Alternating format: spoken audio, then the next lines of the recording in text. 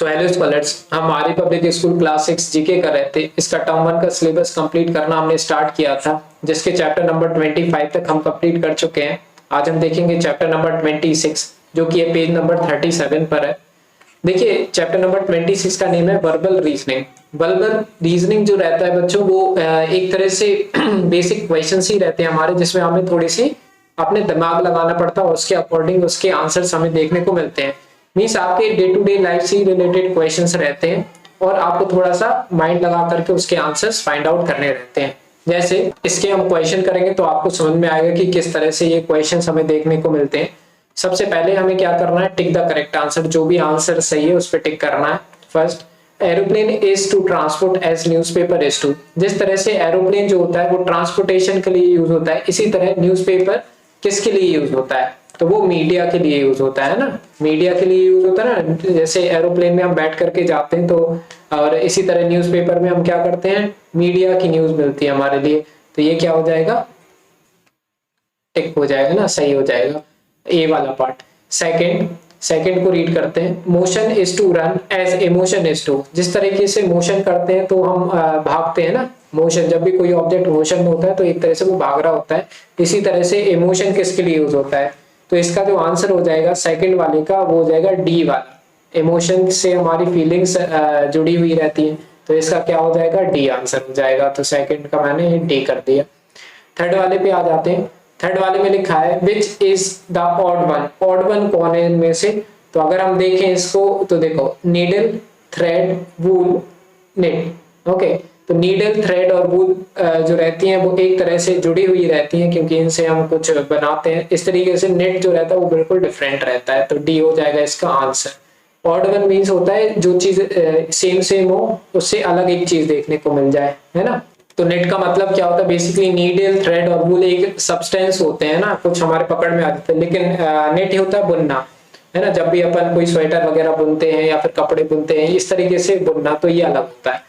Fourth पे आ जाते हैं, which is the odd one, है ना। तो इस वाले क्वेश्चन में भी क्या है, जो ऑड वन है उसको हमें क्या करना है, टिक कर देना है। तो फोर्थ पे इसमें क्या दिया हुआ है, फिश दिया हुआ है, स्नेक दिया हुआ है, व्हेल दिया है और क्रोकोडाइल दिया हुआ है। तो इसका आंसर क्या हो जाएगा, सोचो आप। तो फोर्थ का आंसर रहेगा हमारा सी वाला पार्ट। अब सी वाला पार्ट क्यों हो जाएगा, क्यों है ये ऑड, देखो फिश जो रहती है ना वो एग देती है, स्नेक भी एग देते हैं, क्रोकोडाइल भी एग देते हैं, लेकिन व्हेल जो रहती है ना वो मैमल्स होते हैं, ये बच्चे पैदा करते हैं, है ना। बाकी सब तो एग्स देते हैं, ले एग्स, है ना। बट व्हेल क्या करते हैं, वो यंग वंस को पैदा करते हैं, है ना। जैसे हम भी मैमल्स हैं, हम अंडे नहीं देते ना, ह्यूमन बींग्स, तो वो चीज। फिफ्थ पे आ जाते हैं। फिफ्थ लिखा है MP is to NQ as SU is to। जैसा MP रिलेटेड है NQ से, जैसे MP जो है वो NQ से रिलेटेड है, इसी तरीके से SU किससे रिलेटेड होगा, तो जो फिफ्थ का आंसर हो जाएगा वो है हमारा बी वाला। फिफ्थ का जो आंसर है ना, ये आ जाएगा हमारा बी वाला, TV से, है ना। अब इसमें अगर अपन देखें तो कैसे रिलेटेड, कैसे मैंने ये आंसर निकाला, देखो जैसे MP जो वो है वो NQ से रिलेटेड है, तो M के बाद N आता है, P के बाद Q आता है, तो इस तरह से MP और NQ आया। इसी तरीके से SU किस से रिलेटेड होगा, तो S के बाद क्या आता है, T आता है, और U के बाद क्या आता है, V आता है, तो TV इस तरह से आ गया। क्लियर है, तो ये आंसर हो गया, फिफ्थ का हो गया। अब सिक्स्थ पे आ जाते हैं हम। सिक्स्थ में देखो क्या लिखा है, if lotus is written as KNSTR then rose will be written as, है ना। तो देखो इसका मैंने थोड़ा सा आंसर क्लिक करके रखा है। जैसे इन्होंने बोला लोटस जो है वो KNSTR से रिलेटेड है, तो रोज कैसे रिलेटेड होगा, तो इसका आंसर देखो हमें पहले इससे रिलेशन निकालना रहता है। जैसे PR के बाद S आता है, PQR के बाद S आता है, T के बाद U आता है, ठीक है, S के बाद T आता है, N के बाद O आता है, K के बाद L आता है। इसी तरीके से हमें रोज का भी देखना था कि इसके पहले पहले वाले वर्ड है। जैसे D के बाद E आता है, R के बाद S आता है, N के बाद O और Q के बाद R, तो रोज का क्या हो जाएगा, QNRD। अब चेक करो QNRD कहाँ पर है, इसमें वही टिक कर देना। तो QNRD हमारा डी वाला ऑप्शन है, ठीक है। तो इस तरह से ये वाला हमारा हो जाएगा आंसर किसका, सिक्स्थ वाले का। इसके बाद अब हमें देखना है सेवेंथ वाला। तो सेवेंथ वाले में देखो क्या लिखा हुआ है, Survi walks 4 kilometers toward the south and then turn to right. After walking 2 kilometers, she turns to the left and walk 1 kilometer to the direction of facing toward right now. Means ये वाला हमें बताना है कि direction का question है कि सुरभि पहले कहाँ गई, सुरभि गई 4 किलोमीटर साउथ। तो अगर हम यहाँ पे मान ले तो पहले 4 किलोमीटर क्या गई, वो साउथ गई है ना। फिर उसके बाद उसने क्या किया, देन टर्न राइट, और फिर राइट टर्न लेके 2 किलोमीटर गई है ना। तो जब वो राइट टर्न लेगी तो किस डायरेक्शन में जाएगी वो, तो देखो मैंने ये पूरा बना दिया यहाँ पे जाके हमारा टाइम वेस्ट ना हो। तो सबसे पहले अगर हम क्वेश्चन रीड करें तो पहले क्या हो रहा है, सुरभि 4 किलोमीटर साउथ गई, तो मैंने ये बना दिया। उसके बाद उसने क्या किया, देन टर्न राइट, तो उसने राइट किया और 2 किलोमीटर गई है ना। तो 2 किलोमीटर राइट जाएगी तो उसका इस डायरेक्शन में मीन्स फेस होगा है ना। फिर इसके बाद जब ऐसी जाती है तो उसके बाद क्या करती है, टर्न लेफ्ट, फिर वो लेफ्ट जाती है तो लेफ्ट डायरेक्शन ये होती है ना। तो इसके बाद उसका 1 किलोमीटर ये जाती है, तो अब किस डायरेक्शन में उसका फेस है, तो वो साउथ डायरेक्शन में है ना। तो वो आंसर कौन सा हो जाएगा, साउथ। तो बच्चों इसमें क्या रहता है कि ये ऐसे क्वेश्चंस रहते हैं जिसमें हमें थोड़ा सा दिमाग लगाना रहता है कि वो ऐसे जाएगा तो कहाँ पर होगा, उसका सिर कहाँ का डायरेक्शन किस डायरेक्शन में होगी है ना। तो इसी को बोलते हैं हम रीजनिंग एप्टीट्यूड। तो ये हो जाएगा हमारा 7th का ए वाला पार्ट। अब हम देखते हैं 8th वाला। देखो 8th में क्या लिखा हुआ है, सबसे पहले हम इसको पढ़ लेते हैं। Pointing to a picture of boy, Mr. Anwar said, "He is son of the only son of my brother. How is Mr. Anwar related to that boy?" Clear. तो ये क्वेश्चंस बच्चों कहलाते हैं ब्लड रिलेशन वाले है ना। Blood relation topic पढ़ना पड़ेगा तब आपको ये बहुत अच्छे से क्लियर हो जाएगा।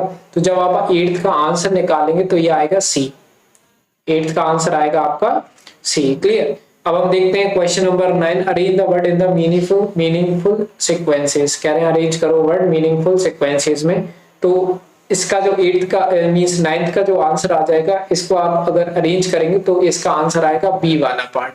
क्लियर। पहले इन्फेक्शन होता है, उसके बाद हम डॉक्टर के पास जाते हैं, फिर इसके बाद हम आ रहा है कंक्लूजन, कंसल्टेशन लेते मींस डॉक्टर से हम बात करते हैं कि क्या हमें प्रॉब्लम है। इसके बाद फिर अपन क्या करते हैं, ट्रीटमेंट लेते हैं और उसके बाद हमारी रिकवरी होती है। क्लियर। तो first, third, second, fourth, fifth, इस तरीके से हमारा ये वो चलता है, क्या होता है, एक तरह से अरेंजमेंट चलता है। इन्फेक्शन होने के बाद ट्रीटमेंट, ये सारे कंफ्यूजन वगैरह। तो ये एक बेसिक सा क्वेश्चन था।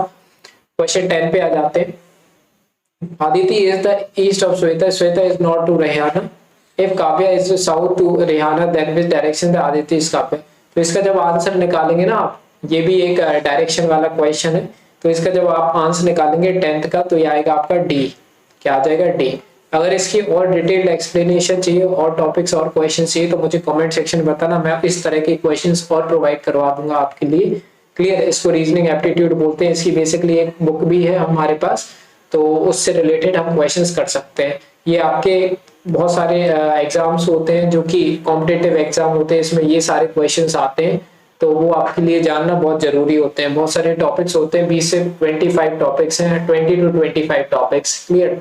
डाइस का, ब्लड रिलेशन का, डायरेक्शन का, क्लियर, टाइम एंड वर्क का, ये सारे बहुत से टॉपिक्स होते हैं। तो अगर आपको इस पर वीडियो चाहिए तो मुझे कॉमेंट सेक्शन में बताना, मैं डिटेल एक्सप्लेनेशन वीडियो आपके लिए बना दूंगा। तो इस तरह से बच्चों हो चुका है हमारा चैप्टर नंबर 26 कंप्लीट। इसके बाद देखेंगे हम चैप्टर नंबर 27 नेक्स्ट वीडियो में। बेसिकली बच्चों अगर हम देखें तो ठीक है, 27 के बाद हमारे जो चैप्टर्स है आई थिंक वो बहुत ज्यादा, वैसे नहीं, हम जब करेंगे मैं आपको बताऊंगा। सारी वीडियोस की लिंक ऑलरेडी आपको डिस्क्रिप्शन में मिल गई हैं और मिल भी जाएंगी आगे, जो आप वीडियोस आती जाएंगी वो एड अप होती जाएंगी। तो कुछ भी इंफॉर्मेटिव वीडियो लगी है प्लीज सब्सक्राइब करना, लाइक जरूर करना वीडियोस को, और शेयर भी कर सकते हैं आप अपने फ्रेंड्स के साथ, तो उनको पता चले, वो भी इसका बेनिफिट उठा पाए। तो बस मिलते हैं नेक्स्ट वीडियो में, बाय।